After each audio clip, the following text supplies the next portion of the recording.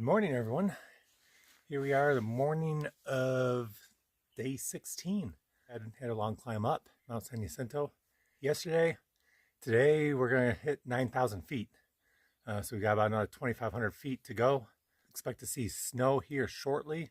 Apache Peak is going to be our first obstacle. I guess on the eastern slope or northeastern slope, it's a little sketchy because there's a lot of exposure.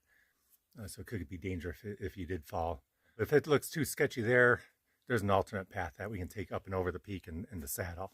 So we'll see what that's like, and we'll head down the trail. Real great camping spot here. I mean, it's really the only thing on about 3 miles either way, and it's small and tight. So fortunately, Christine let me pitch my tent, and we had it's like a little jigsaw puzzle wedging 2 tents in here, but we made it work, and it was a nice warm night, probably mid 40s, I think 44, no wind, and it looks like today's just gonna be a beautiful sunny day. So we're looking forward to that. I just found out this morning Christine's 71 years old, so I'm gonna have to chat with her, and I'll try and capture some of that. All right, see you down the trail. Hi, why don't you share your name and why you're doing the trail? Okay, thank you. My name is Christine, and I've always wanted to do the PCT since I was a young kid. So I just was able to start in about 2009, and I've been doing section hikes. So now I finally retired, age 71. Age 71, nice. I was an art therapist, and so now I'm just trying to finish up. So I just wanted to go from Mexico to South Lake Tahoe, Echo Lake. And then I have a 100-mile section just near the Canadian border to finish, and then I'll be done. Nice. How long is it from Mexico to South Lake Tahoe?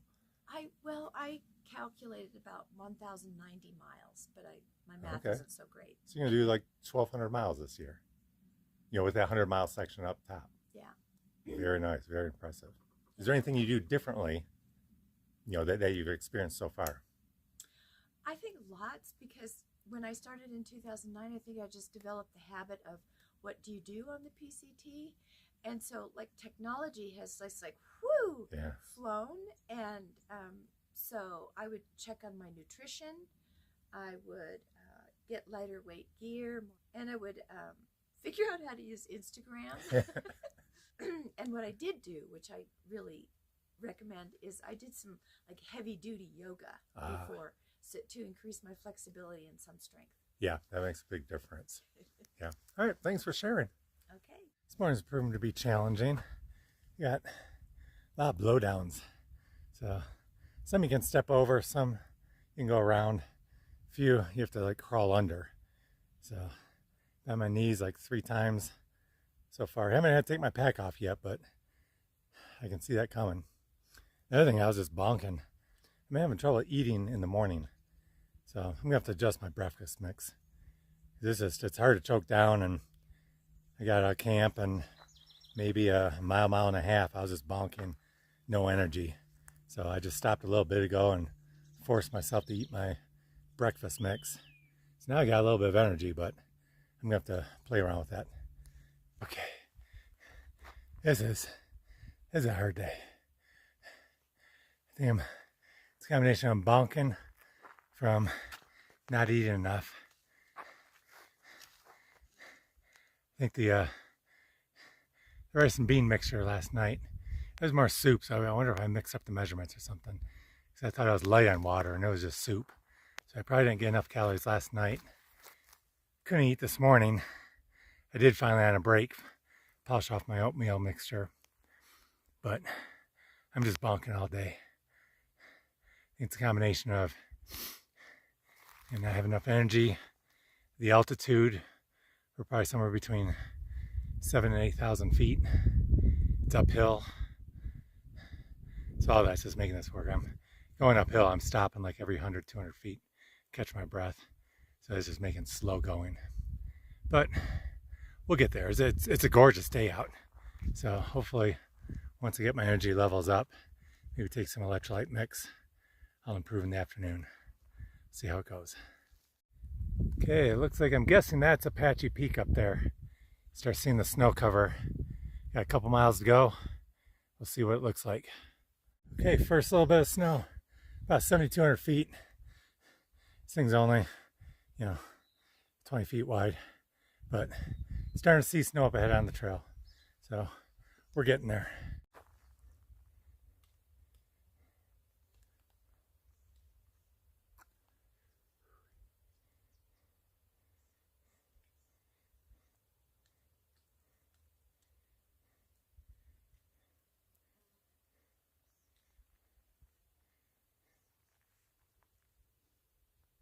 Big news update that those two little snow patches we passed back there, that was Apache Peak. I thought we were just starting to get in the snow area, and those things were like, there were two patches, maybe, I don't know, 30 to 50 feet long. And it was kind of slushy, and there were good tracks already in them. So it was easy. I thought that was just getting into the snow. Then I'm going down the trail, stop to have a snack, to have lunch. Christine joins me. She goes, "Oh, that wasn't too bad." I go, "Yeah, well, that's just the warm-up." She goes, "No, that was Apache Peak. I pull out far out, and yeah, that's what people have been stressing about." But obviously, it's been really warm here lately. So, a couple weeks ago, it was a lot worse than it is right now. And right here, there's more snow up ahead. But yeah, that's a little bit of a almost a letdown, because I didn't even think about pulling out micro spikes for that little stretch. So we'll see what lies ahead. To give fair coverage, I did see, while we were at lunch, a guy comes walking past, going the other way.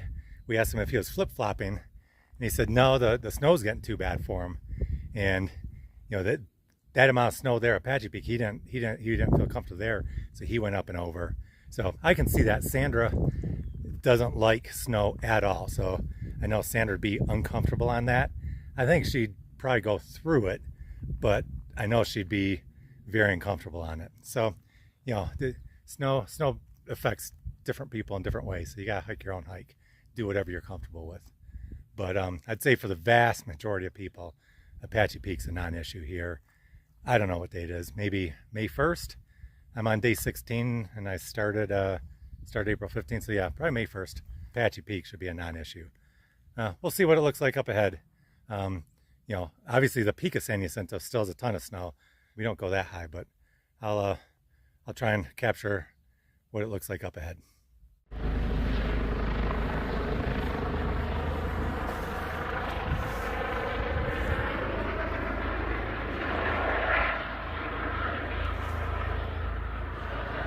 Yeah, they see you. They gotta, evaluate the terrain and figure out what angle to come in at. I figured they'd come back.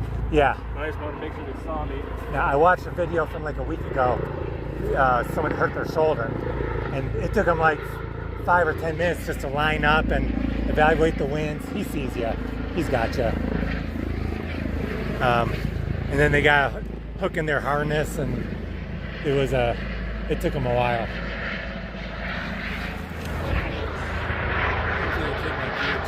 Yeah, if you put it on, because they're going to lower down and hook you in a harness. So put it on your back. I'd gather that stuff up. Now? Yeah, I mean, it's going to take them a few minutes. But I get all your gear together, and then just put it on your back, and they'll hoist you up. Rescue helicopter's right above me.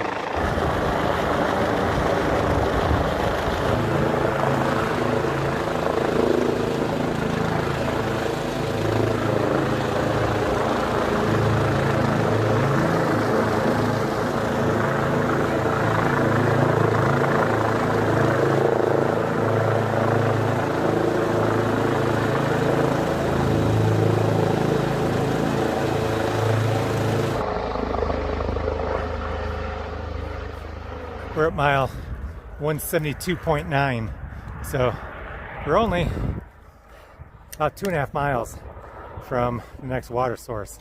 But he's been struggling for the last 3 days coming up this. So he's out of water, he's dehydrated. Some hikers have been giving him water, but he's really weak and dehydrated. So he pushed SOS. You can see the helicopter came in, lowered down a rescue who's checking him out right now. And I don't know, I guess they're gonna circle around, haul him up.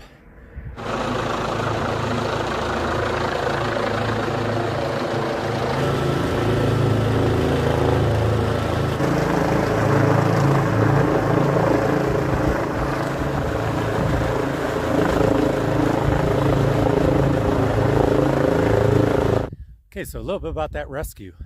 So I'm huffing and puffing, climbing up, and I'm worn out all day. I climbed this last little stretch. We're going probably that time less than a mile an hour. Climbing up, and I see a guy sitting on this perfect log. So climb the last few feet, and I sit down next to him, and I just make some kind of comment about the climb being hard. And he goes, "Yeah, I had to push my SOS." And I didn't think of it anything at the time. I go, "Yeah, I almost felt like the same thing," but he was serious. So he's not a through hiker. He's a section hiker. I guess he hiked from Mexico to Paradise Valley. I don't know, in the past couple of years. So he started 3 days ago at Paradise Valley and came up here. He stopped, I guess, on his third day, about 2 miles short of the water source, which is mile marker 175. And he was just spent. He was dehydrated, and he was just spent and gave up, pushed the SOS. So I was sitting with him for a while. The other hikers were coming by before him and gave him some water and some electrolytes.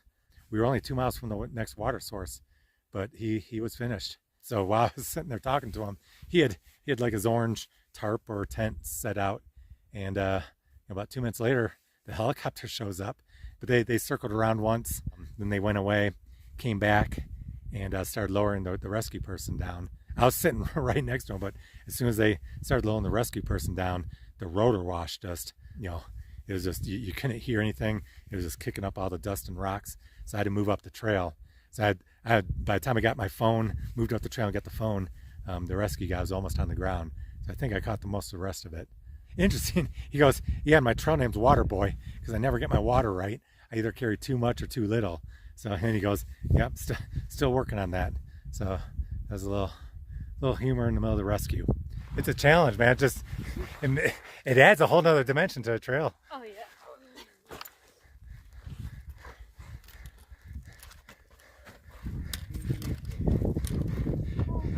So there's two ways here. You can go under or over. I'm going to try and go over this little spot, but she's getting rid of her pack and going under, which may be the smarter move, but we'll see. Okay, coming up another section of snow. This actually looks a little bit longer than Apache Peak, but this is probably 50 feet across. Yeah, you got some exposure there, but real solid boot tracks in there. So I don't think it's worth micro spikes. The blowdown's just been crazy. Somewhere through all this is the trail. So gotta navigate through this guy. I've done probably 10 blowdowns in the last 100 yards. It just really saps the energy out of you. Here we are, end of day 16. And man, this was the roughest day I've had on trail in a long time. Definitely so far in the PCT. It's just a combination of things. I didn't get off to a good start with eating right, and I was just bonking in the morning, just dealing with the altitude, the climbing. We climbed probably another 2,500 feet, and the blowdowns. The blowdowns are just, they take so much out of you. Someone said there were hundreds of blowdowns. Someone else said that there were like 87 of them. That sounds about right. Some you can just walk over, but a lot of them you just you have to crawl under or go over. Sometimes there's not good footing to land on the other side. This last stretch before camp, about 1/10 of a mile, there were about 8 blowdowns, and that last quarter mile probably took at least a half hour, maybe 45 minutes. It just takes a lot out of you. And then I was trying to go to the next camp, so this is the first camp past the water, and there's 2 more camps. I was trying to get to the second or third camp. Then I entered this area with some switchbacks and more blowdowns, and I just kept losing the trail. I wandered around in circles for about 45 minutes, and I just came back to the first camp because I'm just beat. You saw the rescue, so yeah, between the heat and the elevation and the climbing, it's no joke. It'll take a lot out of you. So today I only did 10 miles. We did 10 miles and did about 2,500 feet of elevation gain. We're camped at about 8,300 feet. The one big thing is the snow was very underwhelming. Obviously it's been melting over the last couple of weeks, but everyone's been talking about snows and micro spikes and ice axe. This whole stretch here, I haven't hit full ridge yet, but this whole stretch around Apache Peak, I think we hit 3 or 4 snow spots, and they're only like, I don't know, 50 feet, 30 feet to 50 feet long. I didn't even bother with micro spikes. There's enough tracks through them. So we'll see what it is on up. I see, an awful lot more snow up ahead. I can see, I don't know if you can see that. There's snows on those peaks over there. So we'll see what tomorrow brings. But right now I just gotta get some dinner in me and get some rest. This was a long day. Hopefully I can get through this stretch where I kept losing the trail.